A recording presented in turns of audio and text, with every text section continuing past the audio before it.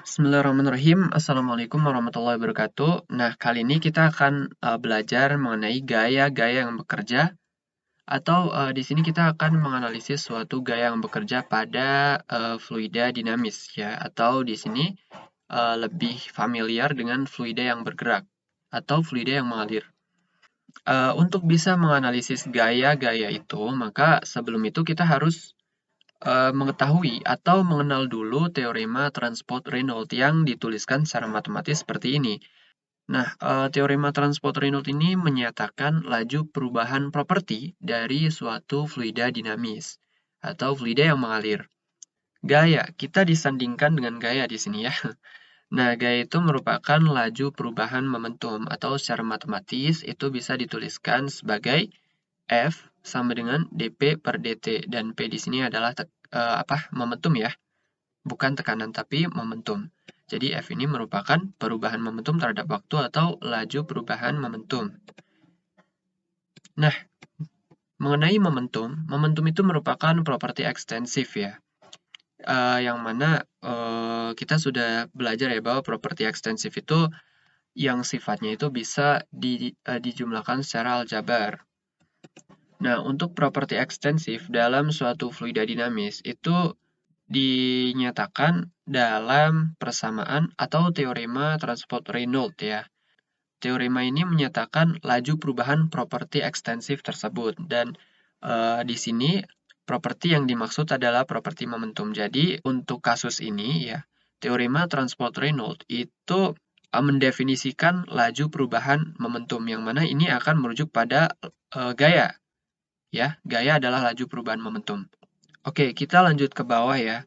Nah, di sini untuk bisa mendefinisikan laju perubahan momentum dalam suatu teorema Transport-Reynolds, maka kita harus mensubstitusikan properti ekstensif P ini ke N. Dan eta ini harus disubstitusikan dengan V, yang mana V ini merupakan kecepatan alir fluida, vektor kecepatan alir fluida. Sehingga kita dapatkan persamaan laju perubahan momentum suatu sistem, yaitu sama dengan do per do T integral CV V rho dV ditambah integral control surface V rho V dot dA. Nah, mengenai ini ya, dP per dt itu menyatakan laju perubahan momentum, yang ini merupakan gaya. Jadi, dP per dt sistem adalah gaya yang bekerja pada suatu sistem. Dan gaya yang bekerja pada sistem itu bisa berupa gaya body dan gaya permukaan. Nah, di sini contohnya, ini adalah contoh sistemnya. Nah, pada sistem ini bekerja gaya body, misalnya ya di sini ya, gaya body FB, kemudian ada gaya permukaan, yaitu gaya FS1 dan FS2. Nah, contoh nyatanya di sini ya, biasanya yang diterapkan dalam suatu fluida yang mengalir, itu contoh gaya body yang bekerja adalah gaya gravitasi.